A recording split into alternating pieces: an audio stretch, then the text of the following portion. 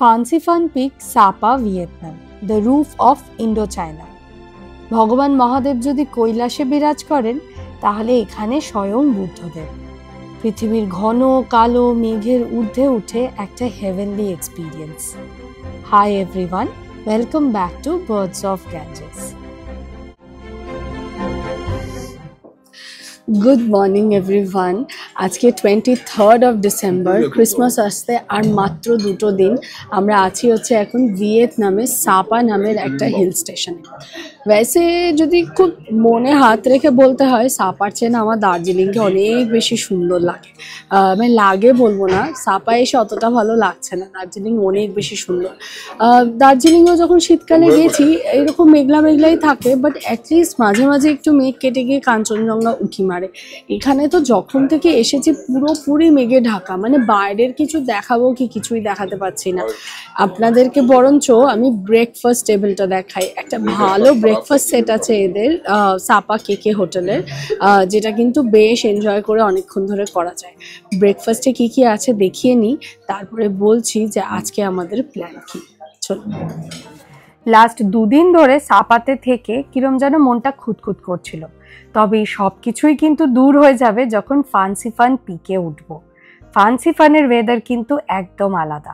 আসলে সাপাও কিন্তু খুব সুন্দর, বাট যেহেতু একটু বেশি মেঘাচ্ছন্ন হয়ে রয়েছে তাই জন্যে একটু গ্লুমি আর বোরিং লাগছে। এইরকম একটা জায়গায় আপনার দরকার একটা ভালো হোটেল, আর সেখানে স্প্রেড একটা ভালো খাবার। ব্রেকফাস্টে ছিল প্রচুর জাপানিজ কুইজিন, সুশি, সাশিমি, আর এই যেটা দেখছেন আমার সামনে, এটা হলো আদা ভিনিগারে ডোবানো।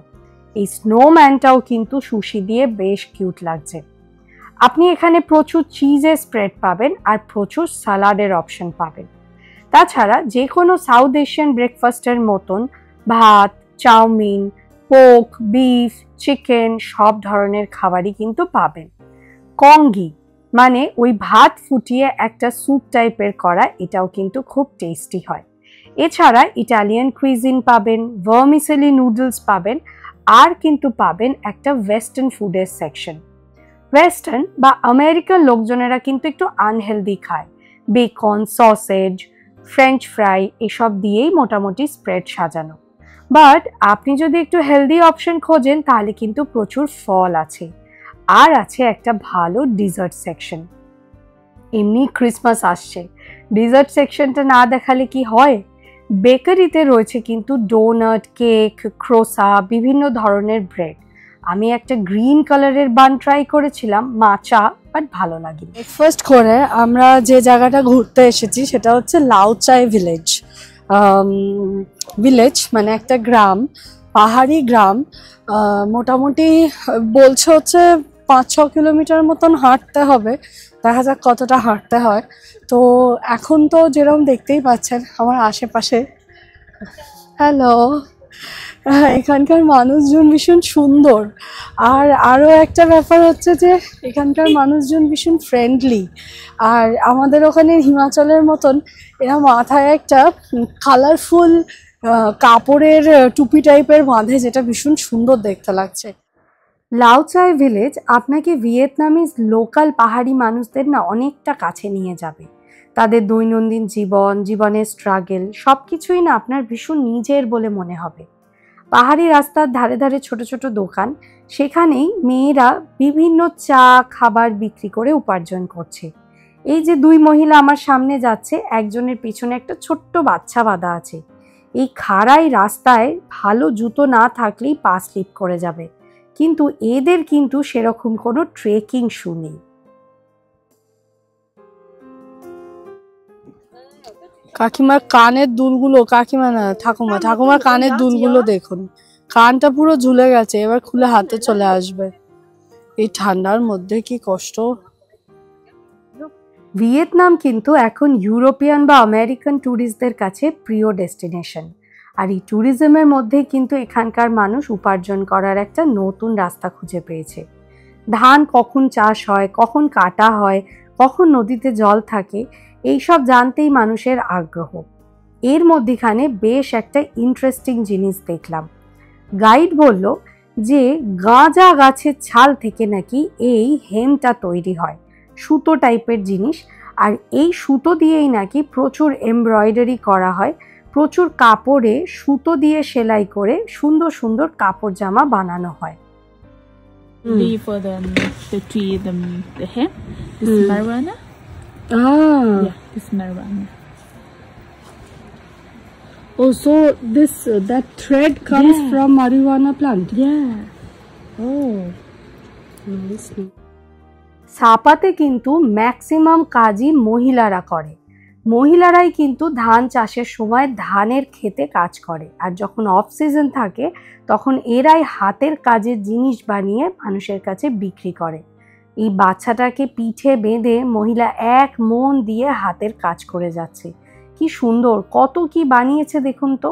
আর বাচ্চাটাও কি মিষ্টি, একদম চুপ করে মায়ের পিঠে বসে রয়েছে। আমাদের সাথে যে দুই ভদ্রমহিলা এসেছিলেন না হেঁটে হেঁটে, তারা আমাদেরকে কিছু কিনতে বলল। তাই দেখছি কি কেনা যায়। এই বাঁধনির স্কার্ফটা আমার মোটামুটি পছন্দ হয়েছে। এখন বার্গেনিং চলছে যে কত দিয়ে কেনা যায়। আলটিমেটলি এই বান্দিনী প্রিন্টের ইন্ডিগো এটা নিলাম ঠিকই, বাট এটা অ্যাকচুয়ালি জেস্টারে নিলাম, অনেক দাম বলছিল। হ্যাঁ, তো কি বলুন তো, এটাকে ভালো বলবো খারাপ বলবো জানি না। অনেকটা রাস্তা ওরা আমাদের সাথে সাথে হেঁটে হেঁটে এলো, কিন্তু দেখুন আমরা তো বলিনি। আমি কিন্তু একবার এই আমাদের গাইডটাকে বললাম যে আমি কিন্তু কিছু নাও কিনতে পারি, তখন ওরা মনে কি সব কথা বলে এলো। হ্যাঁ, দে ভেরি গুড পিপল, ওরা খুব আমাদের সাথে ভালো বিহেভ করছিল, পুকুর হাত ধরলো এই ধরলো।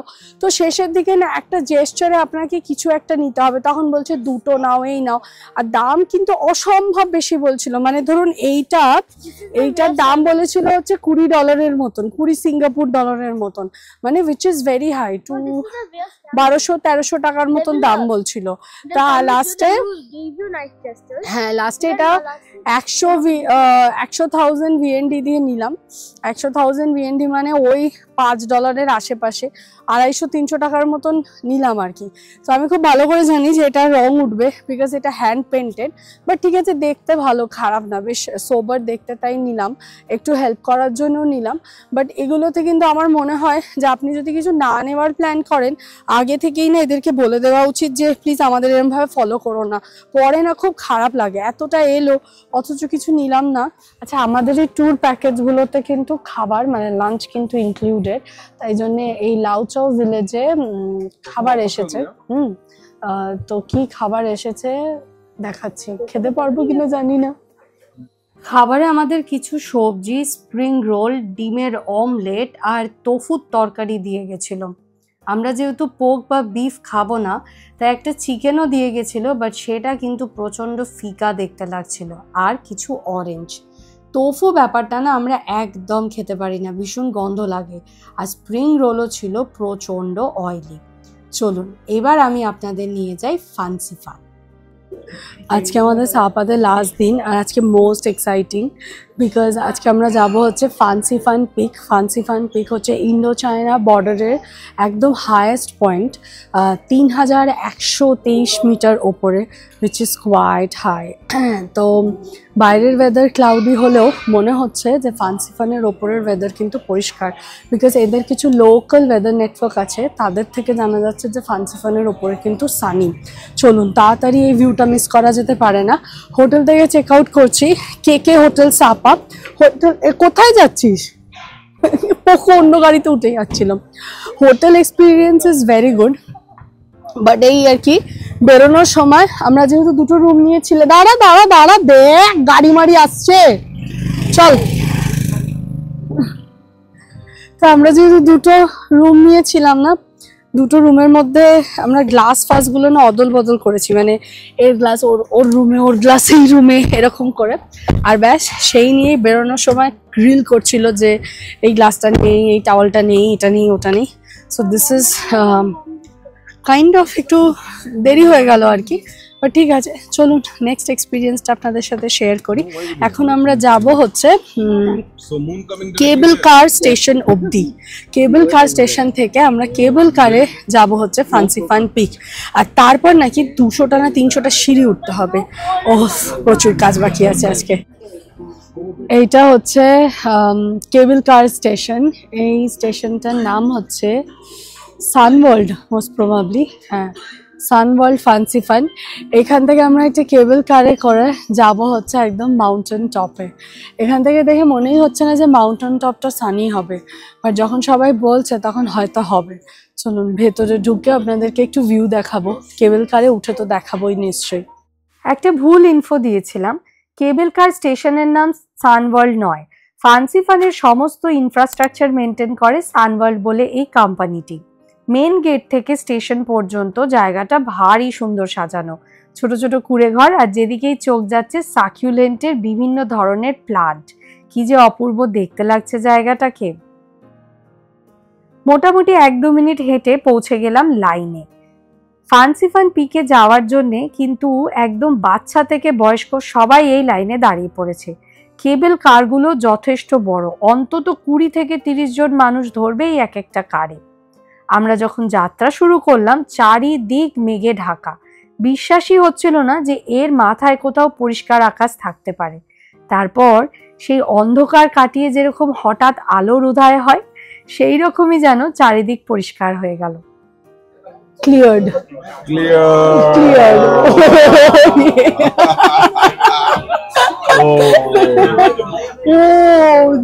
इधर देख इधर। এই অসাধারণ জায়গাটার কেবল কারের প্রাইস হচ্ছে 33 USD করে। তবে আমি যেরকম বললাম যে আমরা তো একটা প্যাকেজ নিয়েছিলাম, সেই প্যাকেজের মধ্যে আমাদের 2 নাইটস 3 ডেজ হোটেল টিকিট সব কিছু ইনক্লুডেড ছিল। তো সেই ইনক্লুডেড প্রাইস ছিল হচ্ছে 220 USD করে। এবার এইটা আপনার একটু কম বেশি হবে ডিপেন্ডিং অন আপনি কোন সিজনে আসছেন, তারপরে আপনি কোন হোটেল নিচ্ছেন। 5 স্টার হোটেলে থাকলে জেনারেলি 250 USD করে পড়ে যায়, আবার যদি আপনি নর্মাল হোটেলে থাকেন তাহলে আবার 180তেও হয়ে যায়। তার মধ্যে কেবল কারটা ইনক্লুডেড, বাট এটা কিন্তু একটা মাস্ট ভিজিট প্লেস, নিশ্চয়ই আসবেন। দেখুন একদম পৃথিবী থেকে 3140 মিটার ওপরে এরকম একটা জায়গা বানিয়ে রেখেছে, প্রচুর লোকজন। ওপরে ওই যে বুদ্ধা স্ট্যাচুটা আছে ওই অবধি হেঁটে হেঁটে উঠবো, ওখান থেকে আরেকটু উঁচুতে ভালো একটা ভিউ দেখা যাবে। প্রচণ্ড রোদ এখানে, বোঝাই যাচ্ছে যে এতদিন ধরে যতটা ক্লাউড আর যতটা মেঘ বৃষ্টি উপভোগ করছিলাম সেটা সব কিছুই এর নিচে। ওই ওপরে যেখানে ভিয়েতনামের ফ্ল্যাগটা হয়েস্ট হয়েছে আপনি ওই জায়গা অবধি উঠতে পারবেন। হাফ ধরছে, অক্সিজেনেরও একটু অভাব, বাট মোটামুটি 200 থেকে 300টা সিঁড়ি আছে, আর উঁচু উঁচু সিঁড়ি। 200 না 600টা সিঁড়ি, তবে না উঠতে চাইলে ট্রেনেরও ব্যবস্থা আছে। ফ্যান্সি ফান হলো Indo China border. Indo China মানে হচ্ছে ভিয়েতনাম, লাওস, কম্বোডিয়া, মায়ানমার, এই সব কটাকে মিলে ইন্ডো চায়না। আর ঠিক আমরা এখন যেখানে আছি, যে ট্রেন স্টেশনটা দিয়ে এলাম লাউকাই স্টেশন, সেখান থেকে চায়না মাত্র 3 কিলোমিটার। সো একদম বর্ডার সিটি। আর এই পিকটাকে বলে হচ্ছে ইন্ডো চায়নার হাইয়েস্ট পিক। কি সুন্দর দেখুন, জাস্ট ওয়াও। এখানে কিন্তু স্বয়ং বুদ্ধদেব থাকেন। চারিদিকে প্রচুর পাগোডা আছে, যার ভেতর ঢুকলে আপনি একটা অসম্ভব শান্তি অনুভব করবেন। অনেকটা উপরে চলে এসেছি, 200টা সিঁড়ি মতন উঠে ফেলেছি মনে হয়, গুনছি না অ্যাকচুয়ালি। আর এই দেখুন আমার ওপরে গৌতম বুদ্ধা, যেই ইন্ডো চায়নার হাইয়েস্ট পিককে প্রোটেক্ট করে, ব্লেস করে সবাইকে। আমার পেছনটা দেখুন কি অসাধারণ। I loved this. সাপার পুরো ট্যুরটা শুধুমাত্র এই একটা জায়গার জন্য করা, অ্যান্ড ইটস ব্রিলিয়েন্ট। এইদিকে সূর্য, আর এইদিকে ঘুরলে আকাশে চাঁদও দেখতে পাওয়া যাচ্ছে। কোথাও যে ড্রোন ওড়ানো যাবে না এটা লেখা নেই, বাট স্টিল ড্রোন ওড়াচ্ছিলাম তো বারণ করলো, তাই খুব ভালো ভিডিও আসেনি, মোবাইলেই তুলতে হবে। দাঁড়ান বুদ্ধা স্ট্যাচুটা দেখায়, যেটা ভীষণ আইকনিক।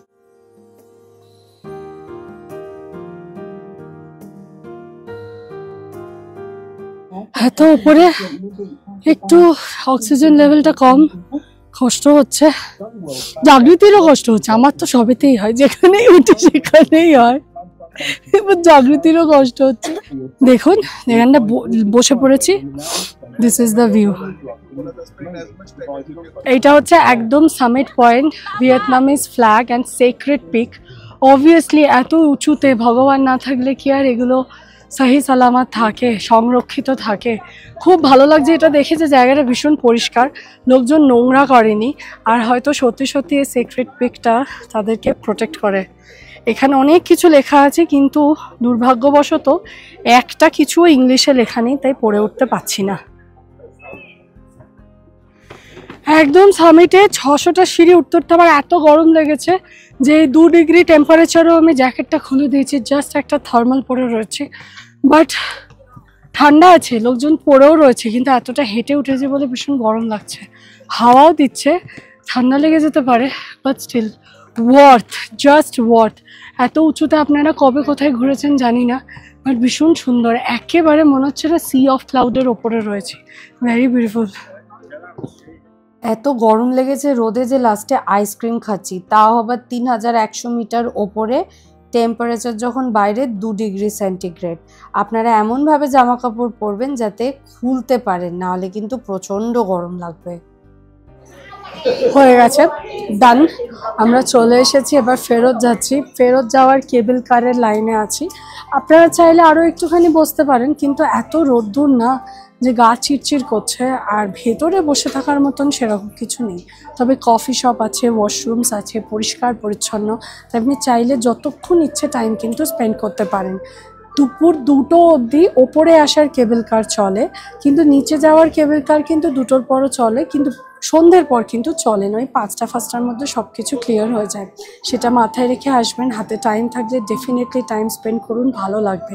এখন নিচে গিয়ে আমাদের এই ট্যুর প্যাকেজে ইনক্লুডেড ছিল হচ্ছে একটা লাঞ্চ, সেটাকে এরা বলছিল হচ্ছে স্পেশাল লাঞ্চ, মানে ওই নিচে যে কেবল কার স্টেশনটা ছিল সেইখানে। চলুন গিয়ে দেখা যাক কি লাঞ্চে আছে।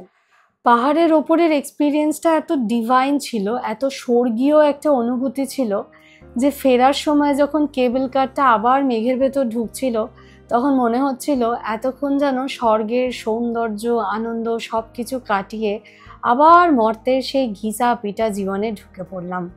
কিন্তু কি আর করা যাবে বলুন, ঢুকতে তো হবেই। ভ্যানসাম রেস্টুরেন্ট, এইখানে হচ্ছে আমাদের আজকে লাঞ্চ। দেখে কিন্তু বেশ ভালো লাগছে, তার থেকেও ভালো লাগছে এই পেন্টিংটা। কিছুই করেনি অথচ কি সুন্দর লাগছে দেখতে।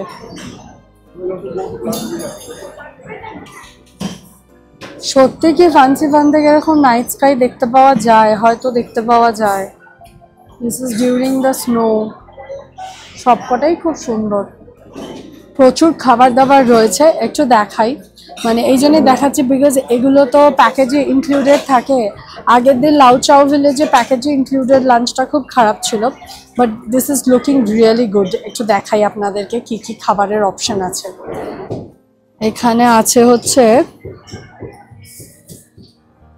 বুঝতে পারছি না, মাছ ভাজা দিয়ে কিছু, বিকজ অ্যানচোভিজ লেখা আছে। অ্যানচোভিজ মানে হচ্ছে ওই শুটকি মাছ ভাজা টাইপের, খুব বাজে খেতে হয়।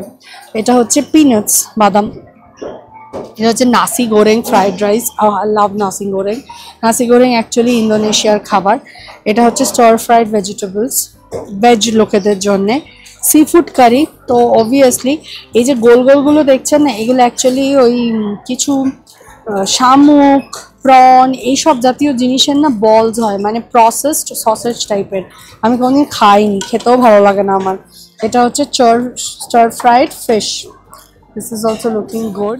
এখানে একটা স্যামন কঙ্গি আছে, কঙ্গি যারা খাননি, এটা হচ্ছে রাইসের একটা ক্ষীর টাইপের হয়, মানে মিষ্টি নয় এই, বাট ভালো খেতে হয়। ও পাশেরটা হচ্ছে চিকেন স্যুপ। এখানে ব্রেডের অপশন আছে, ইটস লাইক ব্রেকফাস্ট। ক্রিসমাস আজকে কেক না খেলে তো হয় না, সো এখানে আছে হচ্ছে প্রচুর কেক অ্যান্ড পেস্ট্রির অপশন। খুব ভালো করে ধরে ধরে দেখাতে পারছি না বিকজ খাবার খুব তাড়াতাড়ি শেষ হয়ে যাচ্ছে, আমাকেও খেতে হবে। আর তাছাড়া প্রচুর লোক আছে, চকলেট পেস্ট্রি, ফ্রুট কেক, ওদিকে কিছু একটা লেমন টার্ট। দেন এখানে আছে হচ্ছে বেকড বিনস, এখানে হচ্ছে মুগ ডাল দিয়ে কিছু একটা স্যুপ বানানো, সুইট স্যুপ। কোকোনাট মিল্ক, এগুলো না ভিয়েতনামে চাইনিজ লোকেরা খুব খায়, জেলি টেলি, এগুলো ডেজার্ট। এখানে আছে হচ্ছে ফল, মাই ফেভারিট। ফল আজকে আর খাবো না, আমি সবসময় গিয়ে বাইরে এসে ফ্রুটসের এতে ফলই খেতে থাকি। ওকে, সো দিস ইজ হচ্ছে মিট, এটা তো বিফ বোঝাই যাচ্ছে, এটা বাফেলো মিট অ্যাকচুয়ালি। এটা কিছু একটা সসেজ, বিফ সসেজ। হ্যাঁ, এটা চিকেন ব্রেস্ট, এটা হচ্ছে হ্যাম। এটা কিন্তু মানে এই দিকের পোর্শনটা ইজ অ্যাকচুয়ালি ব্রেকফাস্টের জন্য, এগুলো লাঞ্চে খাওয়ার কোনো মানে হয় না। এখানে খুব ভালো একটা মিক্সড নুডলস আছে, খাওয়া যেতে পারে। সিসেমে সস, এগুলো স্যালাডের আইটেম। কার্ড রয়েছে, তারপরে আছে হচ্ছে সোয়া অ্যান্ড সিসেমে সস। এখানে বিভিন্ন স্যালাডের উপকরণ। দিস ইজ স্কুইল্ড egg, macaroni, beet, cauliflower, cheese, বিভিন্ন ধরনের cheese, stir fried shrimps. Wow, এটা তো বেশ ভালো লাগছে। Let's go. এটা হচ্ছে বয়েলড এগ, ডিমটা দেখেই ভালো লাগছে না, খাবো না। এটা হচ্ছে চিকেন উইথ কারি সস, আর এটা পোটাটো ভেজিস। আমরা নিয়েছি হচ্ছে আমি এই সি ফুড নুডলসটা নিয়েছি, যার মধ্যে আছে হচ্ছে অক্টোপাস। এই পিনাটটা অসাধারণ খেতে। চিকেন, তারপরে হচ্ছে শ্রিম্পস। বহু গাধার মতন পাস্তা খাচ্ছে এতখানি। আর ফ্রাইড রাইসটা খুব ভালো, আর এটাও খুব ভালো, চিংড়ি মাছটা। কিন্তু কিরম যেন মনে হচ্ছে চিংড়ি মাছটা একটু কাঁচা কাঁচা, দেয় না, খেয়ে দেখতে হবে। প্রীতি ওখানে কিছু ফল এনেও রেখেছে। আর ওই দিকে আছে হচ্ছে হর্স মিট, সেটা আমি আপনাদেরকে পরে দেখাচ্ছি। হ্যাঁ, গেলেই ঘোড়া ঘোড়া গন্ধ ছাড়ছে। এই খাবারের জায়গাটা এত বড় আর এত ভিড় যে আমি পুরো সেকশনটাই মিস করে গেছিলাম। এখানে প্রচুর ধরনের স্টিকি রাইস আছে, আর আছে হচ্ছে ঘোড়ার মাংস। ঘোড়ার মাংসর কাছে গেলেই কিন্তু একদম ঘোড়া ঘোড়া টাইপের গন্ধ আসছে। আমি জানি না কে এই মাংসটা তৃপ্তি করে খায়, বাট হর্স মিট কিন্তু ভিয়েতনামে খুব ফেমাস একটা ডিশ। এই পুরো লাঞ্চ বাফেটার মধ্যে এত স্প্রেড ছিল যে আমি বলে বোঝাতে পারবো না। আর এই পুরোটা কিন্তু প্যাকেজে ইনক্লুডেডও ছিল, তাই এটা কিন্তু একটা ভালো ডিল। আপনারা যদি আসেন তাহলে এটার ব্যাপারে একটু আগে থেকে জিজ্ঞেস করে নেবেন বরঞ্চ। রাতে ট্রেন ধরার আগে আরেকটা জায়গা ঘুরতে গেছিলাম, সেটা হলো গ্লাস ব্রিজ। কিন্তু এত মেঘ ছিল যে গ্লাস ব্রিজে আমরা একে অপরকেই দেখতে পাচ্ছিলাম না, তাই আপনাদেরকে আর কি দেখাবো। এইটা বরঞ্চ আবার একবার আসবো ঘুরতে। আজকের ভিডিওটা এই অবধি। ভালো লাগলে কিন্তু একটা লাইক করে দেবেন। চ্যানেল যদি সাবস্ক্রাইব না করে থাকেন তাহলে প্লিজ সাবস্ক্রাইব করে নেবেন। আজ আসি, বাই।